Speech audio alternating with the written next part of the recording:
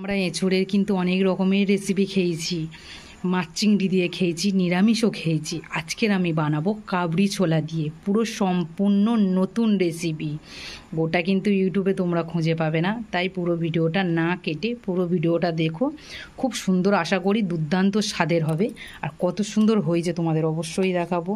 কত সুন্দর মাখা মাখা কষা কষা কাবড়ি ছোলা। এঁচোড়টাও খুব সুন্দর সিদ্ধ হয়ে গেছে, খুব সুন্দর, পুরো অসাধারণ। তোমরা যদি এরকম না পাশে থাকো, আমি নতুন নতুন ভিডিও কোথায় থেকে আনবো? অবশ্যই তোমরা আমার পাশে থেকো, পুরো ভিডিওটায় দেখো।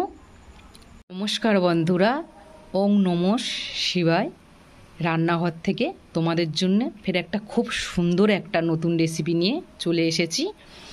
আমরা কিন্তু এঁচোড় চিংড়ি খেয়েছি, এঁচোড় দিয়ে আমরা এঁচোড় মাংসও খেয়েছি, কিন্তু এরকম এঁচোড় দিয়ে কাবড়ি ছোলা দিয়ে এরকম খুব সুন্দর একটা নতুন রেসিপি কিন্তু আমরা অনেকে খাইনি।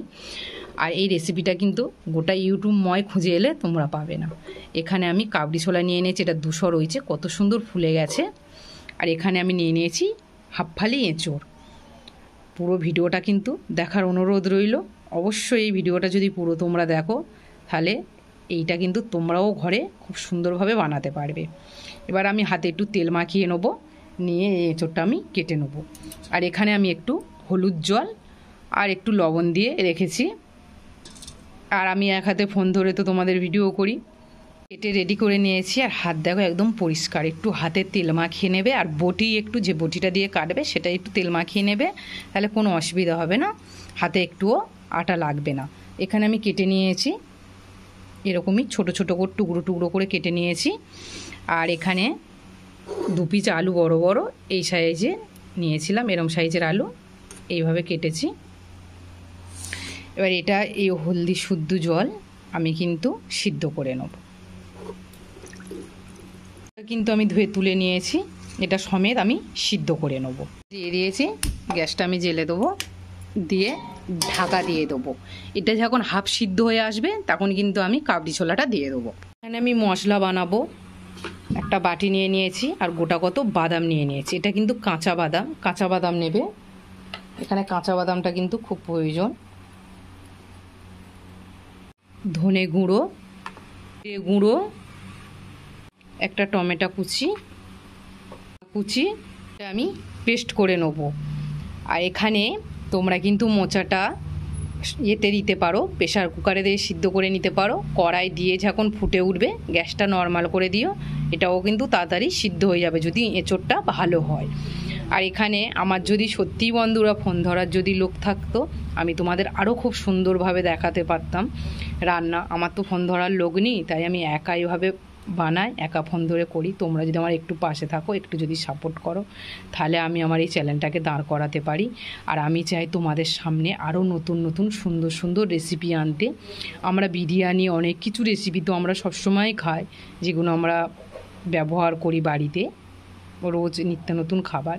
কিন্তু যদি অন্য স্বাদের বানানো যায়, তাহলে কত সুন্দর লাগে। আমি চেষ্টা করছি তোমাদের সামনে খুব সুন্দর সুন্দর রেসিপি আনার। অবশ্যই আমাকে একটু সাপোর্ট করো, আমার পাশে থেকো, তোমাদের কাছে আশা করি। আমি কত সুন্দর সিদ্ধ হয়েছে তোমাদের আমি খুলে দেখাবো। এখানে এঁচোড়টা কিন্তু খুব সুন্দর সিদ্ধ হয়ে গেছে। এগুলো প্রেশার কুকারে দেওয়ার কোনো প্রয়োজন নেই। যদি ভালো এঁচোড় হয় তাহলে প্রেশার কুকারে দেওয়ার কোনো প্রয়োজন নেই। আমার কিন্তু এখানে সিদ্ধ করতে কিন্তু 10 মিনিটের মতন লেগেছে। গ্যাসটা আস্তে দিয়ে করেছি। 10 মিনিটটা অতটা লাগারও কথা নয়, আমি মশলা টশলা বানাচ্ছিলাম। আর এখানে দিয়ে দেবো ছোলাটা, দিয়ে আর একটু সিদ্ধ করে নেব, ঢেলে নেব। আমি ঢেলে নিয়েছি, ধুয়ে পরিষ্কার করে নিয়েছি, একটু দাগ দাগ মতন হয়ে গেছে। এখানে আমি সর্ষের তেল দেবো, তেলটা একটু গরম করে নেব। পুরো গরম হয়ে গেছে। এখানে আমি একটা তেজপাতা আর 2টো শুকনো লঙ্কা, গোটা জিরে, গ্যাসটা আবার একটু আস্তে দেবো। একটু ভাজা ভাজা হয়ে এলে এই মশলাটা আমি দিয়ে দেবো। এই মশলাটা কিন্তু বাটার সময় আমি দুটো কাঁচা লঙ্কা দিয়েছি। কাঁচা লঙ্কাটা তোমাদের দেখানো হয়নি, অতটা খেয়াল ছিল না। দুটো কাঁচা লঙ্কা দেবে, তাহলে স্বাদটা খুব সুন্দর হবে।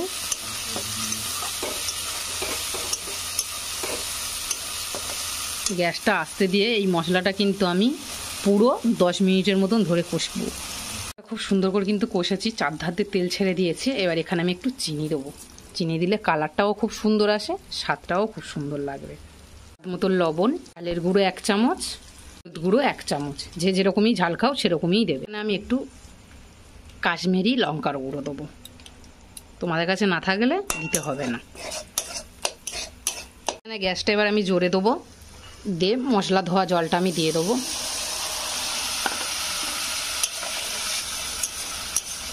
দিয়ে গ্যাসটা জোরে দিয়ে এই মশলা ধোয়া জলটা কিন্তু আমি এটাও কিন্তু খুব সুন্দরভাবে কষবো। কষলে কি সুন্দর পুরো শুকনো মতন হয়ে আসবে। একদম খুব দুর্দান্ত কষা হয়েছে। এবার আমি এটা দিয়ে দেবো। এবার এটা দিয়েও আমার ভালো করে কষতে হবে। সুন্দর করে আমার কষা হয়ে গেছে। এবার জল দেবো এখানে। আমি বাটি দিয়েছি, ফেরেই হাফ বাটি, এখানে 1.5 বাটির মতন জল ব্যবহার করলাম।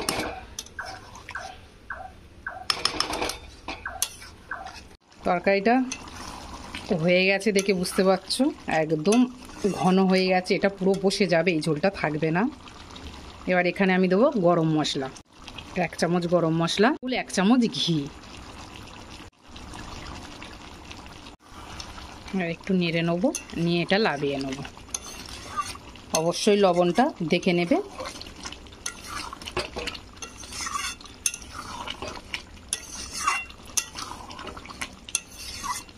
এবার লাবিয়ে নেবো। কি সুন্দর তরকারি, ঝোলটা একদম বসে গেছে, খুব বেশি না আর খুব বসে যায় না, একদম মাখা মাখা তরকারি হয়েছে। নিরামিষ খুব সুন্দর কাবলি ছোলা দিয়ে একটা এঁচোড়ের রেসিপি। ভালো লাগলে অবশ্যই কিন্তু আমাকে কমেন্ট করে জানিও বন্ধুরা। আর যেসব বন্ধুরা আমার চ্যানেলে নতুন হয়ে রয়েছে তাদের কাছে অনুরোধ করে বলবো আমার চ্যানেলটাকে সাবস্ক্রাইব করে দিও। যেসব বন্ধুরা রোজ রোজ আমার ভিডিওগুলো দেখো তাদের কাছেও অনুরোধ করে বলবো পাশে থাকা বেল বাটনটা অন করে রেখো, তাহলে আমি নতুন নতুন ভিডিও ছাড়ার সঙ্গে সঙ্গে সবার আগে তোমাদের কাছে পৌঁছাবে। সবার সাথে শেয়ার করো আর আমার পাশে থাকবে তোমরা, একটু আমার সাপোর্ট করো। আমার ভিডিওটাকে আমি এই পর্যন্ত শেষ করছি বন্ধুরা। টাটা বন্ধুরা।